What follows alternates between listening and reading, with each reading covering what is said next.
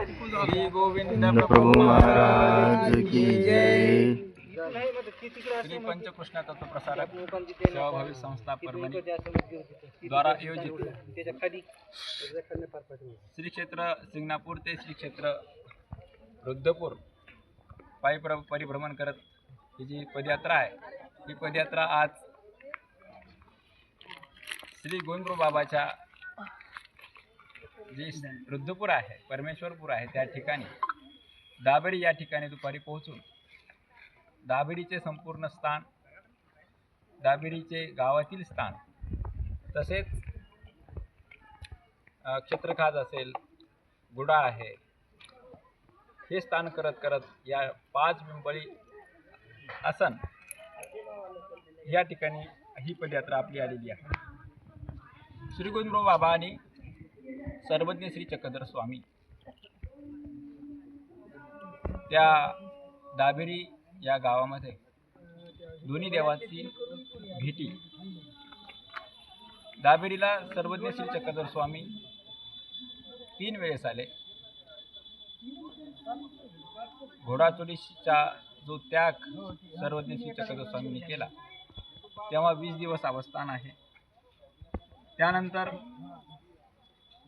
जेव्हा देवठाण्यावरून आले तेव्हाही 20 दिवस अवस्थान आहे आणि एकांक आणि शेवटी सर्वज्ञ श्री चक्रधर स्वामी बेलोपूरवरून उत्तरापंथी विजय करत असताना तेव्हा एकदा आले, तेव्हा 1 दिवस मुक्काम। असं हे महातीर्थक्षेत्र दाभेडी पिवळ तळोली गुढा प्रसाद तुल्य असलेले हे स्थानक आज ही पदयात्रा वंदन करत आहे। जो क्षेत्रखाजे आहे, सारंग नावाचा मातंग असलेला शेतकरी आहे। श्री गोविंदराव बाबा मात्र परमेश्वर अवतार आहेत। ब्राह्मण कुळामध्ये त्यांनी अवतार धारण केलेला आहे आणि शके 12व्या शतकामध्ये ही जी काही जातीवाद होता, ब्राह्मण क्षत्रिय वैश्य शूद्र, ही समूळ नष्ट करायचा असल्यामुळे परमेश्वर अवताराला ही जातीवाद मान्य नव्हता आणि मग तो जो मातंग आहे सारंग नावाचा, तो श्री गोविंदराव बाबाच्या ठिकाणी आपलं काहीतरी भजन घडावं, काहीतरी उपयोगाला जावं म्हणून शेतामध्ये जे काही पीक असायचं, मग त्यामध्ये हरभरा असेल, हरभऱ्याचे कवळे सोले आहेत, ऊस आहे, गव्हाच्या कोंब्या आहेत, असे ज्या ऋतूमध्ये जे पदार्थ या शेतीमध्ये उगवतात ते पदार्थ तो सारंग नावाचा ब्राह्मण मातंग श्री गोविंदराव बाबाला द्रोणामध्ये ठेवायचा आणि मग श्री गोविंदराव बाबा त्या ठिकाणी रुद्रपुरावरून दाभेडीला जात असताना ते पदार्थ आहे, ते पदार्थ हळूहळू जे पदार्थ ठेवलेले आहेत ते पदार्थ सेवन करायचे। उरला जो प्रसाद तो आमच्या गोसावी श्री चक्रधरांना व्हायचा।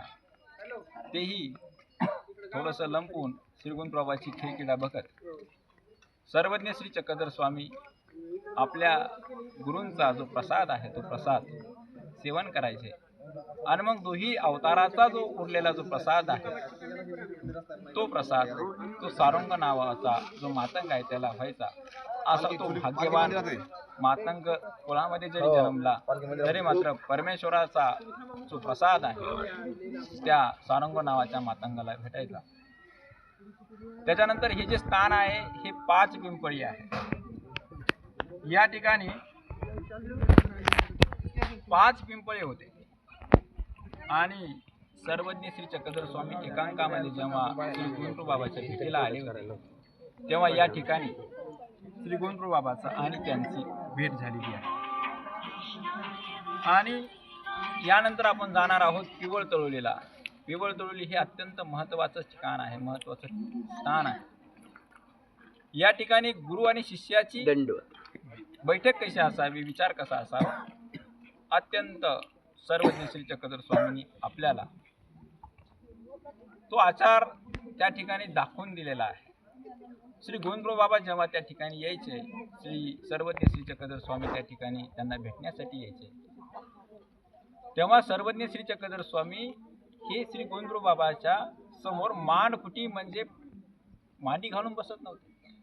मानकुटी आसन आहे म्हणजे गुरुच्या समोर शिष्याने कसं बसावं हा आचार सर्वज्ञ श्री चक्रधर स्वामींनी आपल्याला दाखवलेला आहे.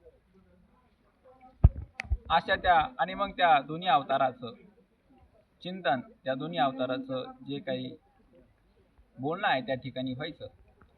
आणि मग श्री गोविंदराव बाबा रुद्रपुराकडे विजय करायचे आणि विजय केल्यानंतर जोपर्यंत श्री गोविंदराव बाबा सर्वज्ञ श्री चक्रधर स्वामींना दिसतात तोपर्यंत श्री गोविंदराव बाबाची सर्वज्ञ श्री चक्रधर स्वामी अवलोकन करायचे, बघायचे आणि नंतर हात जोडून मोठ्याने श्री गोविंद प्रभू महाराज की जय करायचे. दंडवत.